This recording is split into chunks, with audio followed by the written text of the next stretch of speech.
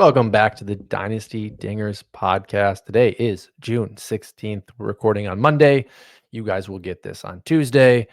And Doc, big news over the weekend. Broke on, I would say, late on Father's Day with the Devers trade. That's going to kick off the show today. What did you think when you first heard the rumblings of this happening? Oh, welcome to the only place in the baseball world that's talking about the Devers trade. Devers trade, yeah. I mean, you're not going to get this till Tuesday, probably at the very earliest. So, feel free to skip ahead if you want. We won't spend too much time on it, but I think it's almost worth talking about. More interesting as a philosophy. The deal itself, you look at it. I mean, this is a guy who is not playing like a pro, Devers, in terms of like, hey, not the numbers, not the actual play on the field. What I'm talking about is like your attitude in the clubhouse, your attitude publicly, talking to the media, just things that are like ingrained in a baseball player, specifically in the baseball culture for a while. This is not the NBA, although apparently Aaron Savali is like he's requesting trades. It's been a weird week. But so there's usually not such kind of like diva behavior. But Devers has kind of been getting away with it. Just I guess he's protected by the Boston media, or he was. Maybe they're going to be coping now and like flipping that around. Like, well, it's good. It's good that he's gone because he was, man. And frankly, I'm not the biggest Tristan Cassis fan either. Because he's a little younger. He's got some of that. Like, okay, maybe he'll grow out of it. But Boston, I have thought this for a while. Like that, there's something in the clubhouse that's going to hold them back. I think with that in mind, it's not a terrible trade. Scott White put it out there. I saw a couple different takes saying, well, this trade from Boston's perspective is justified if you consider that they thought he was their third baseman of the future. And they think that number that they paid him for his salary isn't quite worth it at DH. Which is fair. And again, like if they have all this talent that's coming up, but the locker room's just weird, they can't focus properly. It's such a mental game, right? I saw a couple Boston fans early on saying, "How is Bryce Eldridge not involved?" I'm like, brother, with everything I just mentioned, since I'm going on a rant right now, with everything I just mentioned, and then you take into account that Bryce Eldridge is under control forever, cheap, and like could be really good this year. Probably not going to be elite this year, but pretty soon we'll be up in the major leagues. And by next year or the year after that, we'll be finding some sense of consistency.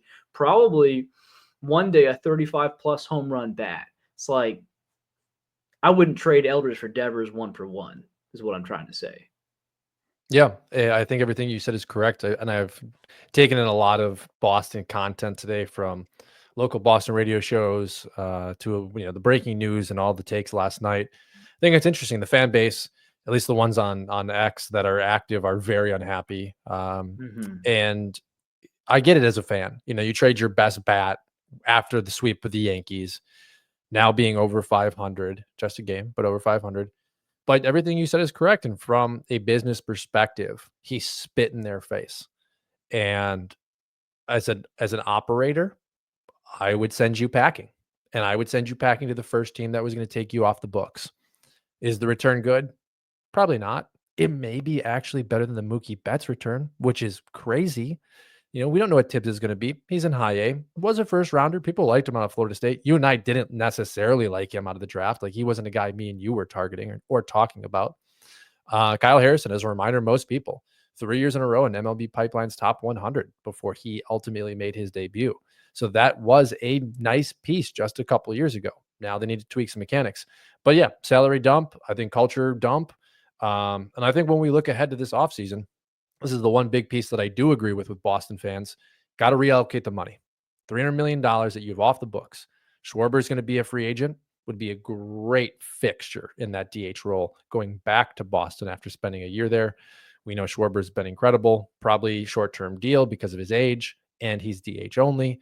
That's a nice piece on the market. There are other pieces on the market that they can fill this team out. They need to do so. Otherwise, Boston fans have an absolute gripe with this situation because if this was just a money-saving technique to get under the luxury tax threshold, it looks really bad optically. Also, Roman Anthony in 2 months is OPS is at 900. Boston fans aren't going to really feel too bad about this. Like I'm not thinking that's going to happen because we've talked all year. The young guys struggle, but if they can replace Devers with Anthony, and Anthony can somehow buck the trend of the young guys struggling, people are going to feel very differently about this in September. Any other thoughts before we move on today?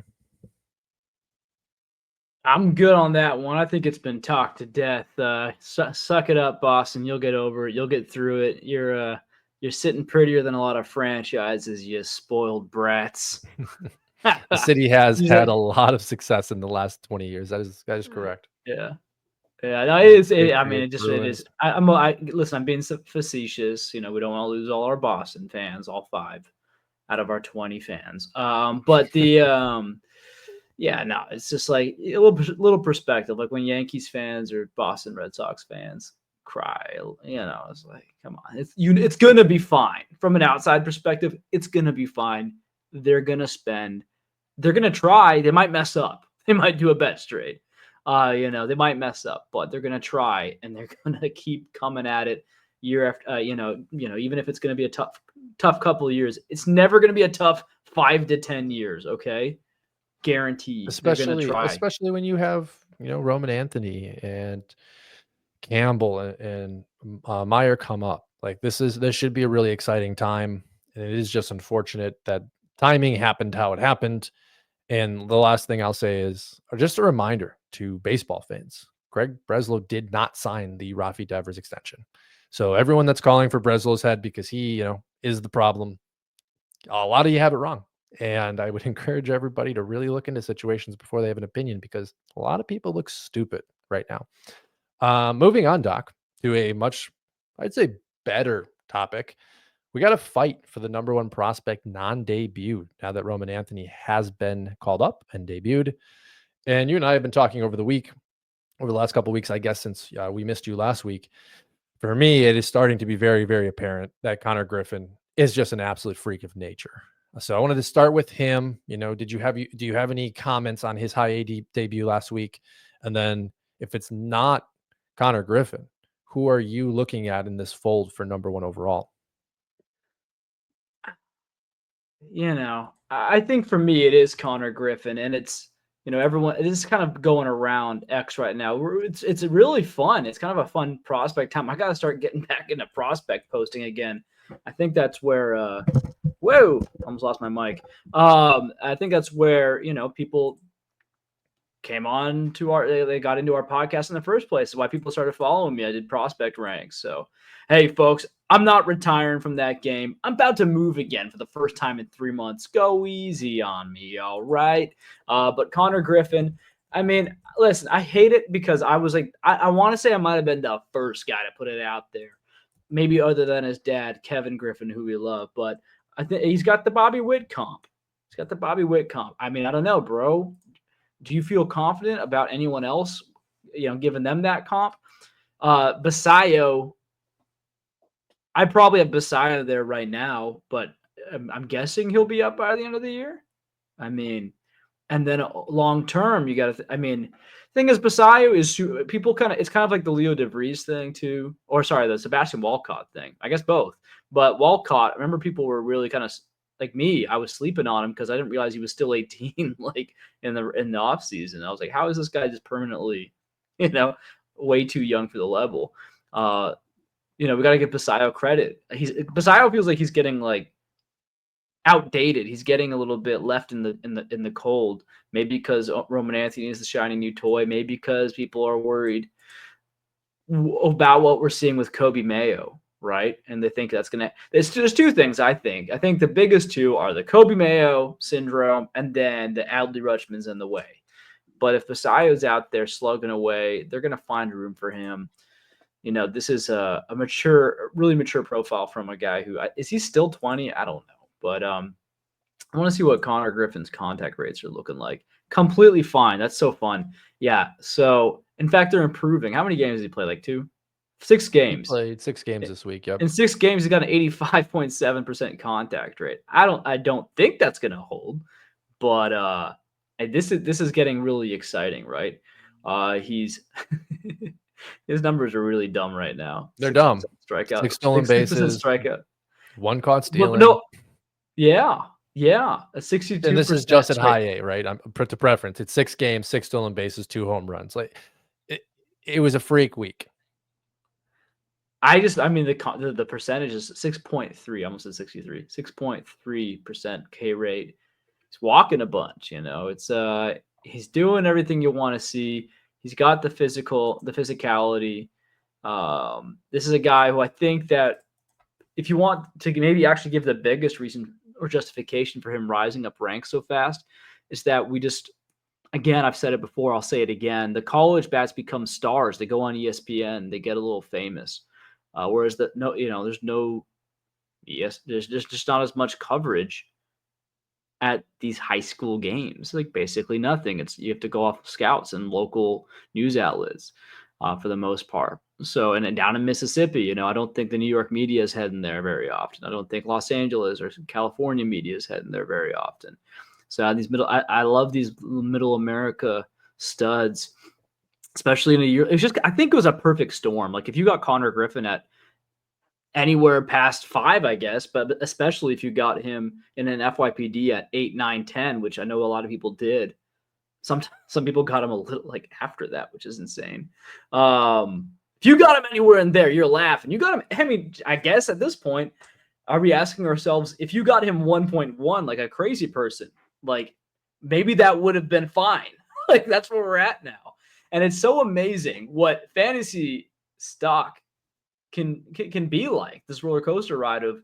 I remember a couple months ago, we were talking about Nick Kurtz. Like obviously he's going to be an amazing superstar, and he's playing fine. But even though he's playing fine and he seems to be a major leaguer already, I feel like people are getting bored of him. They want the next shiny toy. Yeah, well, and I think what you said is perfect, right? Promotion to high A. There were some question marks at low A we talked about with Kevin. We've seen all over X, which was the walk rate. We've addressed that, but then the promotion where he's walking more than he's striking out, 3-2, small sample size. I know there was a ton of helium on him in this past week, and I think that's why it's an interesting conversation because at the same age, Sebastian Walcott is at Double A, and isn't necessarily knocking the door down, but is playing well. 250, 8 home runs, 12 stolen bases, right? Again, same age, both 19. One at high A, just promoted, one at double A. So I think there is still a conversation for Walcott to be included in this mix. I think you mentioned DeVries earlier, doing well at high A, not necessarily playing like Griffin at high A, but also still young. And then you have Mahe and Pena in the Brewers organization, who we've talked about endlessly. For me, they're just too young. They're at a low level. I think right now it's Griffin, it's Walcott. DeVries has a piece in the conversation, and then we just completely forget about Andrew Painter and Burns and Chandler, right? And that's kind of the next piece I want to talk about with you is Bubba Chandler, right? A lot of excitement, but last couple starts, the walks are up, the innings are lower. Are you concerned at all that there may be an injury attached here to Bubba Chandler? Man, I don't know. Is it possible also that sometimes a guy can just have a bad week or two? Sure. I don't know. It's the idea with Chandler was that he was a little bit raw to begin with. He was a quarterback, right? In terms of just he had a lot to tap into, and he just recently started really tapping into it. Still has a 2.63 ERA on the year, but yeah, you don't love seeing the walks. And you see that I'm looking at his baseball reference. Looks like he had some he was batting in 20 as recently as 2022. That's outstanding. I didn't know that. So yeah, I mean, you look at his last couple games here. Yeah, point 0.2 innings with what I'd actually I don't know what happened there. Point 0.2 innings, so obviously didn't get out of it. It's 2 outs with 1 earned run and 4 walks. And that's interesting. They didn't let him battle out of it. Well, and then I you don't know. have June 5th. The start you just mentioned was June 11th. So June 5th, Mm-hmm. 2 innings, 4 hits, 3 earned, 1 walk. So walk, not that whatever. So Mm-hmm. he walked a guy. Who cares? But that just seems really interesting to me. Coming off a May where he went 5 innings, 2 2/3, 5, 4 1/3, 6 1/3, 5. flip the calendar to June, you've got the 2 innings, and then you've got the 2/3 of an inning. I bring it up because, like, what else can you really think? We've talked a lot about minor leagues not, funneling us information because they don't need to. I look at those numbers and I think, is he hurt? He's actually been. If I'm actually looking at the numbers, I'm getting. It's a little bit more concerning. It's not like he just crushed May. He actually was walking a bunch of guys after every game after May 1st. May 1st. Yeah. May 1st, he had 1 walk and 9 strikeouts. It's like, yeah, that was probably the peak, right? Of he's coming up. The next game, so I'll reel off the walks per game here: 4, 3, 2, 4, 1, 1, 4. Now doesn't sound that bad, but like even the 2 walks was only in 4 innings. Then Mhm. then he had the one game he had 1 walk over 5. That's good. But then the other 1 walk game was over 2 innings. So yeah, no, the command's been slipping, and so you're gonna want to see. I don't know. I wish I could give you a better answer. This is not the best analysis here, but if you look at his minor league career, it's not like he's always had impeccable command. It's just it might just be something that he has to get a hold of before he's brought up to the major leagues. And if they do bring him up before he figures that out, I don't think they're going to do it right now, coming off of these low inning games. And again, hey, if you want to look at just play it kind of safe, you don't want to think the worst. Maybe there's managing his innings, but if I had him in Dynasty, I think the stock is still pretty high. This might be a good time to sell Yeah, that because was my next question. Are yeah, you selling at the peak before anyone catches on to what may be a concern? is this a public? Like, are people freaking out about Bubba Chandler? I don't think they are. No, but I saw a post today that I sent to a group chat. It was essentially all of these numbers broken down into metrics, and it was the first time where I was like, "Whoa, that's not good." Like that, I immediately responded in a very troll way, which is like, "Next up, TJ." Joking, of course, not wishing that upon him, but Mhm. I'm like, I want to move him immediately in leagues because he's one of the top 3, however you want to arrange it. I can get a massive return. Maybe I can target a Connor Griffin type player, add another piece right now with the hype or whatever. But like, there is a chance in my mind we could be talking about a week from now. They're like, hey, shoulder inflammation, elbow inflammation, we're shutting him down. And then his value plummets. Yeah, I'm actually here. It's very interesting. So today is the 16th, and he's been bad since May 1st, basically, or he's been showing warning signs since May 1st. I won't say he's been bad, but so you have John Anderson today. Maybe that's the post you're talking about. But Might be. John Anderson was saying, watch out, turn for the worst with Bubba Chandler here, and then just on June 10th, some Pirates account, it's like, Bubba Chandler watching every other top prospect getting called to the majors, and it's it's the Blink 182. It's the what but that kind of is exactly what we're talking about, folks. Like, if the Pirates fans don't seem to notice he's struggling, like maybe your dynasty league mates won't notice either. So now's the time, and if you, it's you don't wish it, you don't want to see it, but I'll tell you what. I didn't know Jackson Jobe was going for TJ, and I traded him a couple weeks ago, and I'm feeling good about it. It's especially if you can ever trade a young top arm pitching prospect for a young top hitting prospect. Like, yeah, I mean, you need pitching, especially in deeper leagues, but man, it's Well, it's and looking rough. I like that you brought that up. I targeted Job the moment the Tommy John news broke because my philosophy now is in Dynasty at least, I want players that have gone through Tommy John. I'll wait on him a year. I'll wait on him for 2 years, right? If it happens to be all of 2025, which is a certainty for Job, and it ends up being all of 2026, well, in Dynasty format with a good IL, I can have him ready to go in 2027, presumably 3 to 5 years of health from what we've seen, at least short term with these big time arm injuries in the modern game today.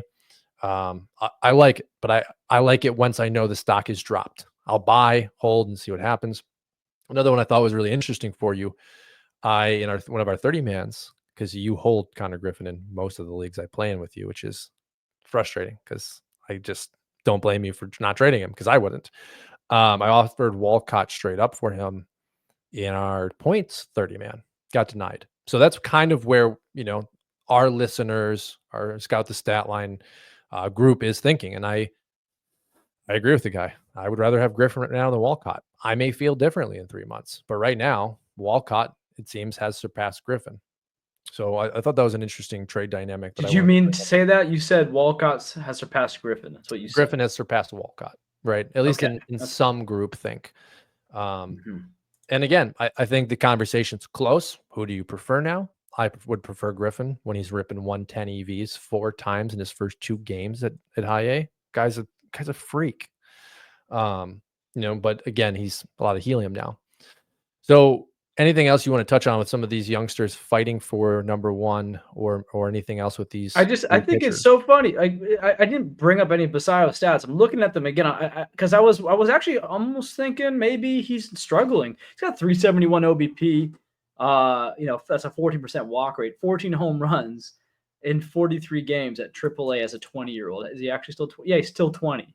So, like, I just think I'm gonna start become. I think Basayo is my number one, Griffin number two, So I'm gonna Walcott number three. reference this. This was I want to say Cross posted this. I'm just gonna kind of scroll here on X as I try to find it.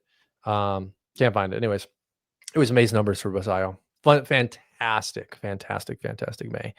And for me, the only reason I'm not going to give him that number one tag is that speed we're seeing from Griffin. I mean, we're over, I want to say 30 stolen bases now in the season for Griffin with A and high A included there. So the 6 stolen bases in the first week at high A. Basayo's just not going to give that to me. But I think from a bat perspective, and I love comps, so I'm not even going to say I don't like comps. I see a lot of Rafi Devers in Basayo. First base, catcher, big time power, that 250 to 270 average. But I want speed with my number one, and that's just a knock on Basayo. It's not much you can do about it, right? He's a big bodied kid. He's a power hitter. All right, Doc. Moving on. I sent you a link in our private chat. I want you to open up. It is going to be kind of the basis of the next conversation. So let me know if you have that, and I'll kind of I fill the have it. listener. Beautiful. So I'm working on the article, which I've talked about all year. Been too busy to finish it. And I'm essentially going year by year in Pipeline's top 100 for prep and college arms. And I got to 2022, got through 2022 last night. And I want to talk to you about it because it's an interesting list. 2025's arms, love the names, right? We've got Noble Meyer, Dana, Hentz, Ferris. Then we get to the real big boys, Sikora, Thomas White, Schultz, Chandler. Sikora. How am I saying? How am I supposed to say it again? Sikora, Never right? change. I'm not telling you how to say it. But I want to kind of blow past this year because we don't really have enough data on some of these guys. I want to really look at 2023 and 2022. So 2023 had a nice top 3 for prep arms. We see Andrew Painter, Grayson Rodriguez, Yuri Perez kind of as the anchors of this prep top 100. Other names on this list: Jackson Jobe, Taj Bradley, Kyle Harrison, just traded to the Red Sox. And then it gets murky. We've got Dylan Lesko, Brock Porter, Quinn Priester, and then we have, who's always on these lists, Daniel Espino for Cleveland's organization. This starts to really be kind of the point of the article that I'm putting together, which is the pitching arms in general, especially the prep arms, they take longer to develop. There's so much more risk attached. What do you think when you look at this 2023 list? Well, first of all, Quinn Priester blowing us all away. Like, put some respect. Really on is, brother. Really is. Yeah, and I guess you're being humble as a Brewers guy, but yeah, it's he was Mhm. so bad for a couple of years, right, after his debut. So he kind of falls into the perfect cliche of this premise, which is like the prep arms take longer to develop, even at the pro level. Yeah, and I'm looking at the list here. I mean, so obviously, I would say Hunter Brown, best major league success story so far. Interestingly enough, Ryan Pepiot, he's having a heck of a season. I don't know if anyone, maybe I got to hype him up. Yep. I'm gonna hype him up in next week's Sunday Smoke. I've decided it. We'll see if I remember it. But like, I feel like he's having like one of the most underappreciated, really quality seasons for a young guy, and you see him on that list. But with names like Andrew Painter, Grayson Rodriguez, Yuri Perez, again, Espino Harrison, put yourself in a 2023 mindset. Tink Hens, Jackson Jobe, Lesko, all these guys, DL Hall, Bobby Miller, Tiedemann, all these guys, you wouldn't have expected Ryan Pepio to be the number 2, like in terms of MLB consistency.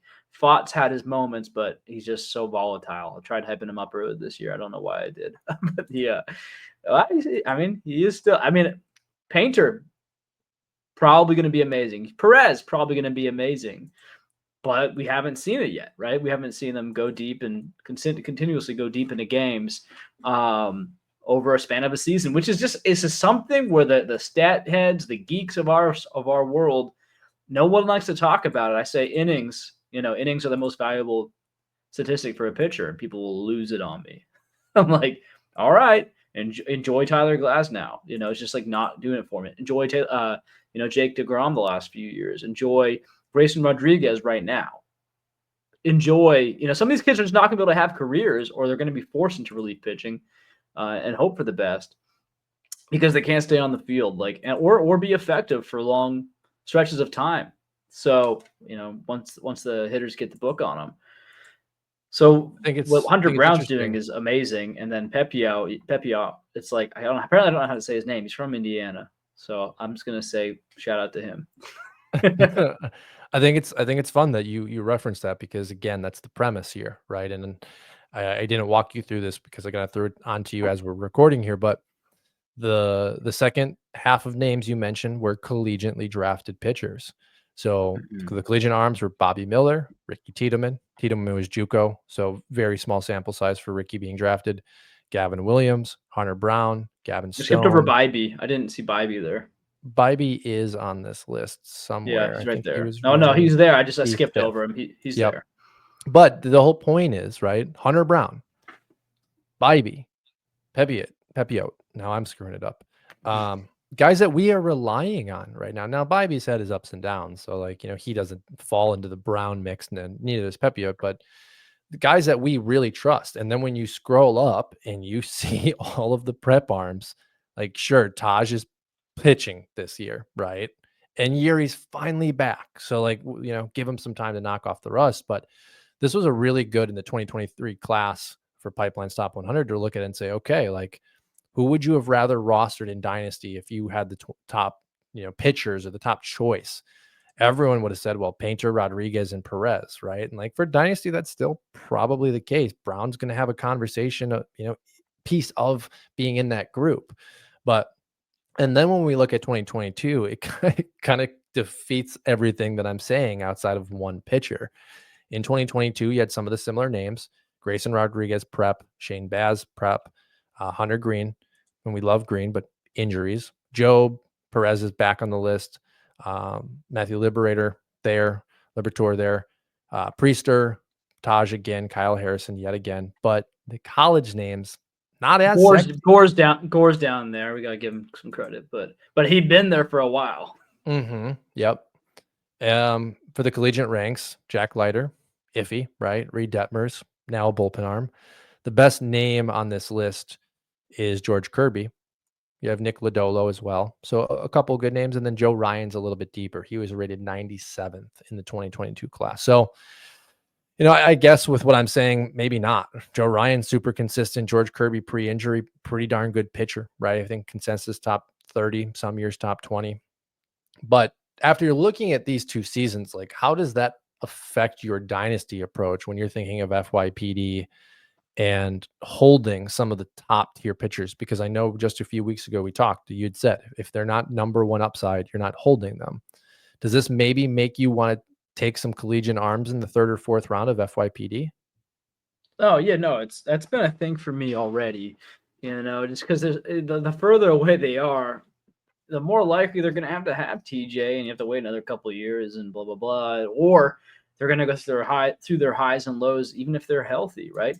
how often do we see a pitcher break out 26, 27, 28, 29 even? Like, you'll see these really late breakouts sometimes. Or I'd make the joke every time, but Charlie Morton, 35, right? It's like, but it happened. And these things do happen, these late breakouts. And so, I'm looking at some names right here. Justin Steele, took him a while, right? Cole Reagans is actually young, but I'm just literally looking through one of my rosters right now. I mean, if you want to even look at Miles Michaelis, you're like, I think he's another 30-something-year-old guy. Had to go to Asia for a bit, came back. Eric Fetty, same kind of deal. And those are guys who are not necessarily superstars, but I mean, Michaelis was an all-star. Did well for me. He's been doing okay for me in deep leagues, but he's very risky. So in general, yeah, guys. I like a nice prep arm, and you can strike gold like Thomas White and Sakura. Feels pretty good, especially the closer they get to the bigs. But they have to have that kind of White was crazy promoted to upside. Double A today, which was exciting. Then Good. so Didn't even know one that. step closer. Good. Yeah. So again, they could be. Look at Painter though, right? Look at Yuri. They can be on the door or like just promoted to the bigs, and then TJ. At least at that point, though, because they're so good and they force the organization's hand, at least as soon as they come back, they don't have to start at like high A again. I guess that's what you want to. Like Caminiti is showing some weird. I don't know what's come of that, but he left the game with a trainer yesterday or something like that, and I hate that. And so like if Caminiti gets TJ, that sucks because he's not developed yet. It's actually annoying because he has a mature arsenal. He's got a deep arsenal, but he needs some time down there. He needs to get his reps in. He needs to get his pitch count up. And I guess he's got youth on his side, and maybe that'll be your number one target, because his value will drop off a cliff, and he'll still be young when he comes back. But yeah, just hey, I mean, dude, you can strategize arms all you want. It's just a friggin' minefield out there. You just gotta, I guess, you gotta just bet on the talent and if you can find any pattern of durability, which I thought I had with Drew Thorpe, so I don't know. Again, I don't really know. But if you can find any pattern of durability, I mean, seek that. Yeah, and as I work my way through that list, I'm hoping to find some patterns. And I think just what I've found so far is usually the number one prep arm in a class. I'm thinking about even beyond the 2022 season, 2021 season that I've gotten to. You mentioned Mackenzie Gore being a guy that has been on these lists for a while. I feel like I will find that the number one prep arm usually ends up being a darn good pitcher. But beyond that, I don't know. And, we have that expectation for Painter, but we'll have to see, right? He's doing great at AAA, not blowing things away, but doing great. But I want to transition a little bit here, Doc. I just sent you Pipeline's current top 100. And one of the ideas I had for today's show is just, I think now's a great time to target and have the conversation about what you're buying if your team isn't in contention. One of our 30 mans, you are by far running away. I looked at your record last night when I was going through who has Konnor Griffin, and I was like, well, you are destroying everyone and have Konnor Griffin, which we mentioned a few weeks ago. That's not fair. And I want you to think, though, if you're not in that circumstance, if you're not leading a league or you're not in true contention, I think we're at a really hard time with who to target because there is so much helium on the Peñas and the Mates and the Griffins and the Walcotts and the DeVrieses. Those, they cost so much. So who are you thinking about on current prospect ranks as good names to be targeting that owners may be willing to move that they wouldn't have moved maybe just 6 months ago? Well, I gotta say, you're trying to take Konnor Griffin away from me in that league. You had me thinking about it. I haven't declined it yet, but I mean, the first round pick is probably number one overall, at worst number two overall, and then the second round pick is pick 31 or 32. So it's a feisty offer. I would want it to be Ethan Holiday because I like the holidays. But here's what you can do: you can go ahead and make sure you get Ethan Holiday. Then we'll talk, bud. I mean, my season's pretty bad because people can say, how annoying would that be? I make this trade just praying that it's Colson Montgomery, Nick Pivetta, first and a second, very high picks in first and second.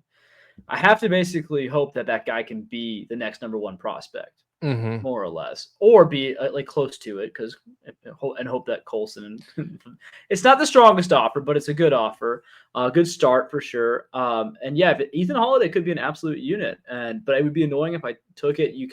It's the second overall pick, and some guy comes in and he just loves the Holidays too and takes it. You know what I'm Well, saying? that's my thought this year is we've talked about it, we don't have as much confidence in this class.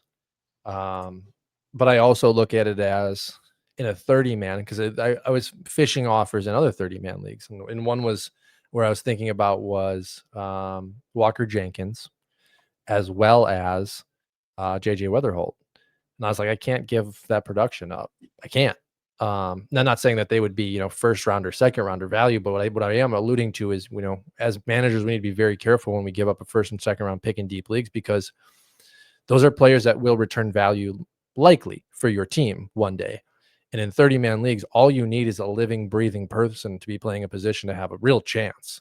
And so, if you're giving up hauls and 30-mans for one specific player who does have a lot of power and does have a lot of speed and gets on base, that's great. But if you're starting Tim Elko at first base, you're in trouble still. So that ran through my mind as well. So I took over a team in Ross's league. I freaking don't really identify with that team too well, so I'm trying to bring in some bros, some guys. I actually I can't believe it, dude. There's no this is how fast Connor Griffin's You stock has realize this was me as well, right? when you came. Are you in that league? That's the offers you got this week were from me. I don't even. Who are you? What's your team name? I was the one offering you Contreras and like half of my team. Dude, I don't think you know the lame LAME that league. This is not good for our listeners. Correct. You offered not dock trades. Correct. Not dock trades. And yes. Oh yes. And it was great Okay, because that's I you. don't think Oh, you okay, I was knew. like, how do you know all the guys I like, folks? Now we're getting folks. Don't go anywhere. We're getting interesting. That's so funny. This is actually really funny.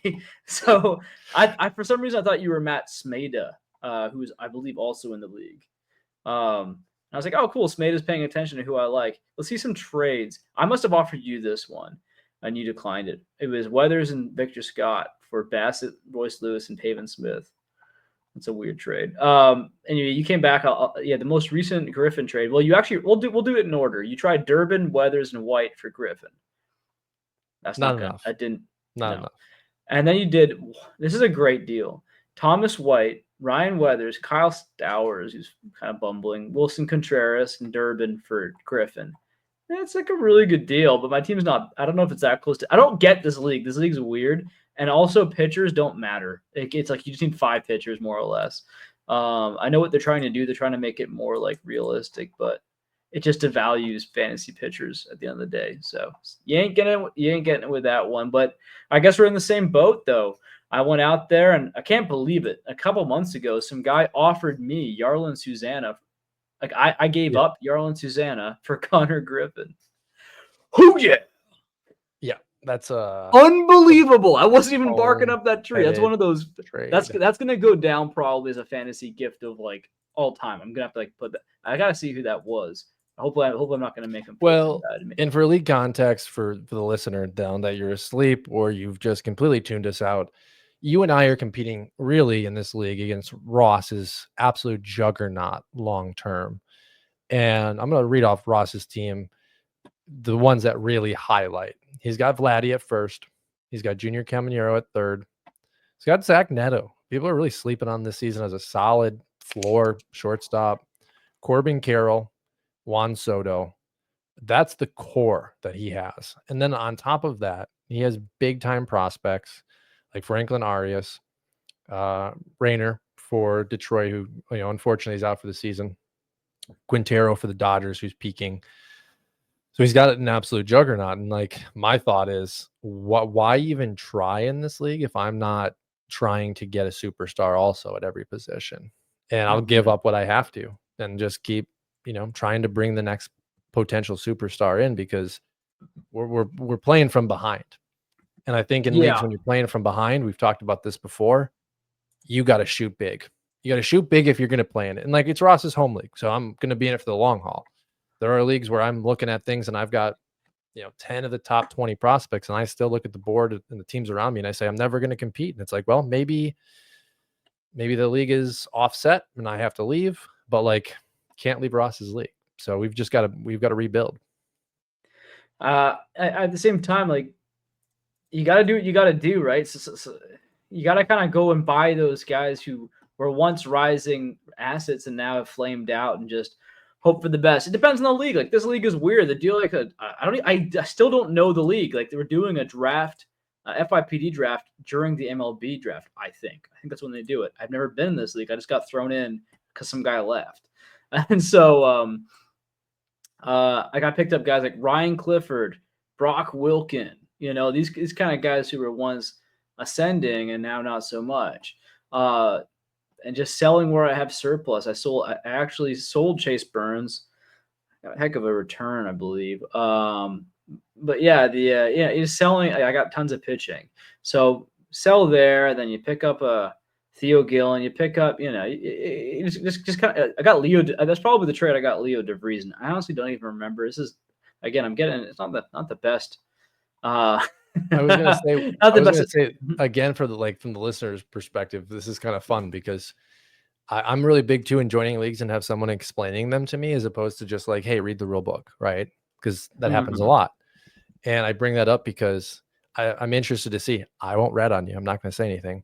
But in this league, no minor league pickups are allowed during the season. So we can't even pick these guys up. Like, if someone's flashy, they have to be taken like they are in our other leagues that you and I oversee, where it's like you have to draft them. And it's like, it's a really good safety net, but it's hard when you come into the league and no one tells you that. And I've been in situations like that where it's like, oh, you're an asshole. And it's like, no, I just genuinely didn't know. Yeah. So I want to transition real quick. We got a little bit left before we're going to say goodbye for the day. I'm looking at the top 100, kind of back to the original question, names to target if you are rebuilding.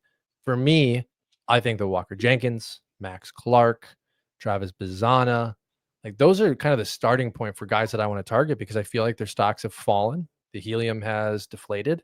And I feel like managers may be more inclined to trade them. And we, at one point, really, really, really liked those guys. I still like them, even though there's been some injuries with Jenkins and Bazzana. Are those names that you might target if you're kind of caught in this window of, I can't compete this year? And who are some other names that you really think like, hey, it's a great time to buy them? I'm going to push, maybe a starter and a relief pitcher, or a bat and a pitcher, and I'm going to go out and get a JJ Weatherholt because the hype isn't there.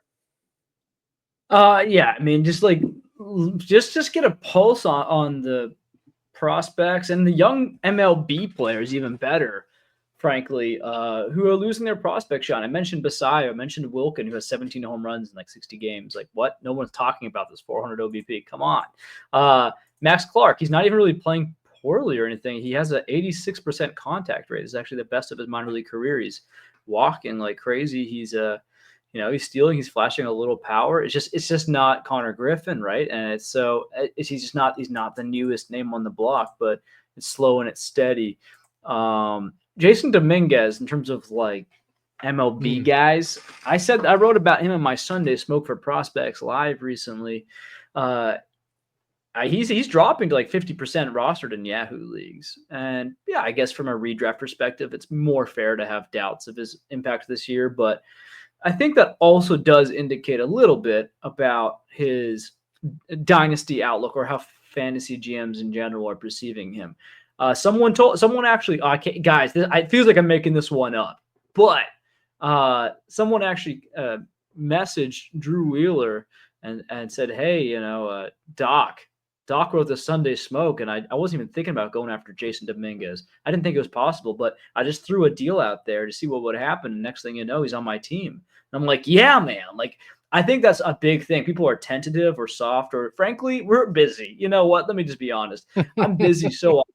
Like, I'm out here saying, go out and get these guys. And then like for weeks, I'm like, bro, I got to really get around to sending those offers. And then I don't do it. And then the guy blows up and I'm like, I missed it. Like, if you believe in Brandon Pfaadt, like, have those two blow-ups in a row, it's like, do it. Right now's the time. Or if you just need pitching, go after them like right when they're blowing up. Be a little brave. As long as you're not detecting injury, be a little brave. Or even if you are detecting injury, throw like nothing out there. See what happens. Sometimes a guy just wants to move on for anything, depending on league format. But yeah, be bold. Send your offers. Worst case scenario, they say no. Just like getting a girl, fellas. Just like getting a gal. Okay, so with that logic, we're gonna do a fun little game. I want you to just say buy or sell, and we're gonna move on. Okay, I'm gonna list off from the Or hold. 2024 or hold 2024 MLB pipeline. So just gonna rip through some names. First one, Dylan Cruz. Hold. Because it's Hold. value. Hold, and give me one sentence. Hold, and then value's not there right now. Value's gone, so you can't Okay. sell. Jordan Lawler. Sell. I think people still believe in him. He might be a PCL king. Colton Cowser. Buy. I don't think people are buying in yet. I don't think his value is quite there. Colt Keith. Buy because it's rock bottom. All right, good. Kobe Mayo. Buy because he's showing signs of life. He is very, very briefly, early, Very like quietly, earlier this very past softly. weekend. Yes, yeah, very soft. That's a If good he way to hit say it. 2 home runs in one game, it's over. Yeah, It's yeah, it is. Heston Kjerstad. Gosh, I have no idea what he's doing. Triple A. That's an easy one. Yeah. Sell. No, it's hold unless you know an O's fan because no one's buying that. Okay. This one is hard because he just made his debut, but Jacob Mizorowski. Sell. Okay. Dude, sell times a million. He just almost had. He just played amazing. It's through the roof. Mason Wynn. He's got a Mason Wynn buy. He's just like so not flashy, but so solid. Here's an interesting one. Made his major league debut today, so he technically fits the profile. Brady House. Ryan Mountcastle. So are you buying? If your league, if your team and your league format has room for like a solid, like maybe not peak, but like pretty solid version of Ryan Mountcastle, then so be it. That's not a profile I'd go after, but in batting average leagues, go get him. He's not going to take walks. He's not going to turn into a guy who takes walks, I don't think. Chase Dolander. Buy, because I think the helium's gone. Matt Shaw. Buy. I mean, depends, right? Cubs fan or like guy who like still thinks he's a top 5 prospect, you can't buy him. But yeah, I think you can get him in way more leagues than you could a month ago. This is kind of fun. There's more names on this list than I expected to be doing this exercise. Kyle Manzardo.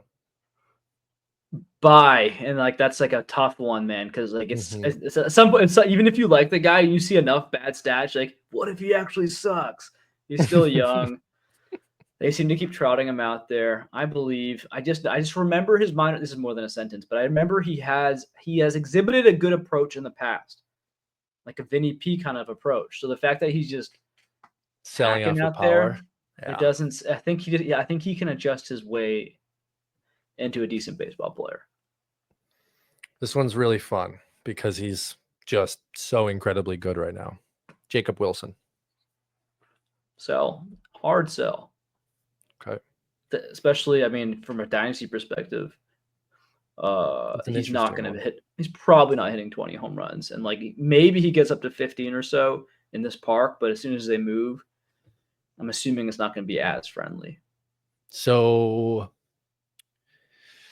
what are you saying? Power's bad. Like I was going to ask you if you could trade Jacob Wilson to a contending team or just a team that has Connor Griffin. Obviously, we do that, right? Yes. Okay, but what is a realistic trade for Jacob Wilson? Are you trading him for Walker Jenkins? No. Walker Jenkins freaks me out because the Twins can't keep their prospects healthy. I don't trust any of these guys.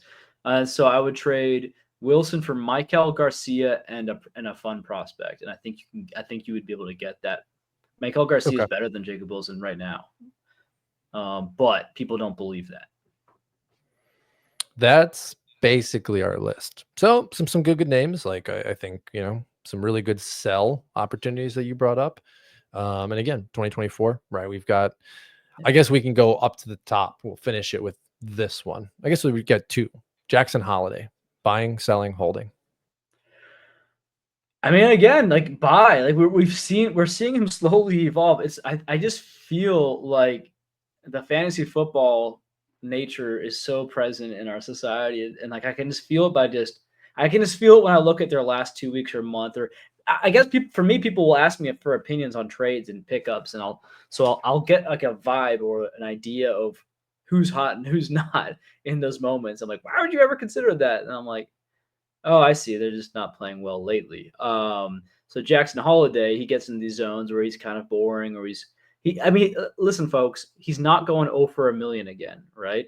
And Yeah. he's still like kind of stealing bases, kind of getting some counting stats. Like this is the kind of slump you want to see. Like if you're gonna have a slump, which you're gonna, you know, this is what you want to see. You want to see a floor that's not disgusting. Like it's not like unrosterable. Um, and so this is a good floor. If this is his floor, I don't think he's still 21. He's still really young. I don't think we've seen his ceiling yet either. And I think he's flashed enough power for a young man to like early on the thoughts was like maybe he's a 12 to 15 home run guy. Like no way. Like this guy has 25 upside. Yeah, And prime, like we'll right? see And what and he's happens. not he's not in his prime. He's learning to play Major League Baseball, and in doing Correct. so, at an above average Major League level, maybe not above Mhm. average fantasy level, but he's a darn good second baseman that's learning to play baseball. Last one, because we've got Skeens and Caminero and Langford on this list, and I'm not even going to ask you because that would be stupid. But I do think this one is interesting. Jackson Churio, buy, sell, or hold? Gosh, I gotta be honest with you, man. Because I never had any shares of him. If a guy, you can tell which guy's stock doesn't have any shares up because he's not fully clued in. So he's doing what I was kind of concerned he would do. Yeah, I see he's not walking at all, but he's not striking out like crazy either. This is just it's funny. I haven't even got to see. So his zone contact looks great. I mean, he's fine. He's doing fine. So I'll see his surface numbers now. Not fine. So again, batting average league, you're like, well, there's nothing like, yeah, it's acceptable. But OBP league, I don't think he's this bad. I think he'll be like his floor is probably really like a 320 OBP.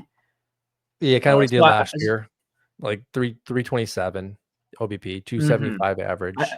yeah, I mean his power is still very strong. Still, like he's still is on pace for like 2020 plus. You know, Hmm. so I don't think we're quite at an Adolis Garcia kind of profile. I think, and he's so young still. Yeah, his Now, Holiday's uh, age. He's a full go ahead and 21 years old. go ahead and buy. Okay. Interesting because as a Brewer fan, um, you know, in a fantasy manager, I think we've got an interesting time to target him too, right? Like you just Mhm. said, to buy him because he kind of like Holiday. It's like, well, it's Churio. Like he's not what I thought he was, which is the next Ronald Acuna. It's like, Mhm. no, because Ronald Acuna is an absolute freak show.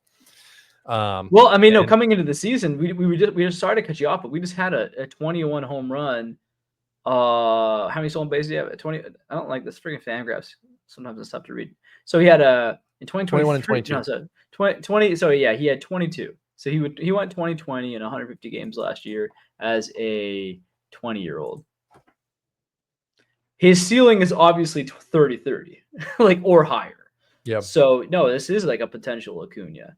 He's just 21. He just turned 21. So people, yeah, we just got to remember these things, gain perspective. And again, yeah. No, there you go. That answers our question from earlier. We should have done this in reverse order because now I'm forced to look up stats and see where everyone's at. So I didn't do bad though. I went through like 20 names right there. No, you're great. Can I do Thank you. one last name? You can do as many names as you want, man. But I will say that if you're rebuilding, yeah, Churio is probably like now is the time to go get him because you can't Mhm. get him. You wouldn't be able to get him before the season. Yep. Yeah, no, I fully agree. Target Churio. Like out of everyone in this list, he's probably my number one. Like go target him and just knock on some doors. And people have been knocking on my door when I've got him in leagues, and it's easy get lost because I'm getting trash offers. People are like, And you're a Brewers will, fan. will you take a third or fourth and Colson Montgomery? No. No, I will not. Last name, Evan Carter. Oh yeah, bro. Just wrote about him on Sunday Smoke. I don't know. I told him to go give Kerry Carpenter a call because Carpenter's doing like a little mini slump right now, but he seems to be staying on the field, um, platooning. So maybe he can call him and ask him how not to platoon. Because he does have some danger there. But Carter does know he knows how to take a walk even against lefties. So that's exciting. This week reminded the fantasy community of why we believed in him to begin with. I was looking at the Prospects Live rankings over the, I think it was ahead of the 2024 season. So not too long ago, I had him as number 5 overall, and that was like probably relatively consensus because that was after he had helped lift Win the World the Series. Rangers to the World Series as a 20-year-old. Unbelievable. Hitting in the 3 hole. Not like it was a low pressure. Not like they like eased him in with an 8 or 9 spot in the playoffs. Like by then they said, no, you are hitting like our best hitter. So go out there and win us a championship, kid. And he did it. And he was kind of like calm, cool, and collected. He's like, yeah, just playing baseball. I'm like, all right, dude. This Appalachia kid out of nowhere. So great story. He's got some injuries that are starting to crop up. And frankly, he can get injured anywhere he wants other than his back. It's that back. You don't like seeing a 22-year-old who is still who is already having a bad back. If you have bad back pain, you know it's crippling. The upside of this is like he is young, so he can mess it up a few times, and his body's still so young that like while he's trying to find, because hopefully I'm sure he can find a routine. He can find something to manage it. I'm sure that, and hopefully it's not like opioids, anything but that, like so like some healthy way to manage this. And in the meantime, he's not creeping up to like 27, 28 and hasn't put a season together. He's still like young for AA, which is crazy. So he's flashing right now, power and speed. And he's got a great mature approach at the plate. And frankly, he's not striking out that much right now. Very exciting. If you can still do it, bye. Yeah, very, very good. Well, Doc, that is all I have for us today. Is there anything else you want to cover before we say goodbye? Well, I was going to say my catchphrase right there, but let's think about it. I want, I can't preach it enough, folks. Patience, patience, patience. I don't know if I've talked about it here, but Vinny Pasquantino, people were kind of out on him. Maybe it was never going to work out, and he is at that age of like the 27-year-old. Like, ooh, is this just all hype? Are we ever going to see the peak? And his last few weeks he's been flashing that. Last month he's been flashing that. Victor Scott at one point was almost hitting 300 now, and then he went really ice cold. Now he's quietly picking up again. It's like, can that guy still be a 50 stolen base threat for your roto league? Yeah, I mean, yeah, and he's not going anywhere in center field right now, so be patient. Paul Goldschmidt, he had his first like little slump of the season. I don't like what the Yankees are doing, maybe platooning, and we'll have to see about that. But he doesn't deserve it. He's playing great. There's just some players that like if you're a confident enough GM in fantasy, I'll just tell you this: plan for September, plan for the championship, plan for the playoffs. That means betting on the players you like and you believe in and you trust to be there and being at their best. So like again, like if you're going after a young guy like Wyatt Langford last year, he started figuring it out down the stretch. Like Nick Kurtz is probably a great buy right now because there's a chance that he's like, oh, Major League Baseball. Like he finally gets it like late August and then through September just crushes 10 home runs or, whatever, something stupid, right? Just has an amazing month, probably struggling on and off until then. Like, there's going to be a bunch of these young guys who are struggling early on. And maybe it's not a young guy. Maybe it's even a vet who's just slumping right now. Don't get too caught up right now. Believe in the talent. If you bet on the talent and you have a good enough team and you're good enough sensibilities, don't be afraid to put a guy on your bench and wait it out. It sucks sometimes. It really sucks. Adolis Garcia is a perfect example of this. I was so close to cutting him in a couple leagues. And maybe he's going to suck again. Probably. But right now he's hot, and I'm happy to put him back out there. Good example. And that's the kind of guy where he can really go on fire. Nolan Gorman right now, he's on fire. Ride these hot stretches. But yeah, no one to pick up the Joe Adells and Gormans, no one to drop them, and no one to hold the guys who can win you a championship. Wise words, Doc. Well, why don't you send us out for the night? I'm your Huckleberry. Catch you guys next week.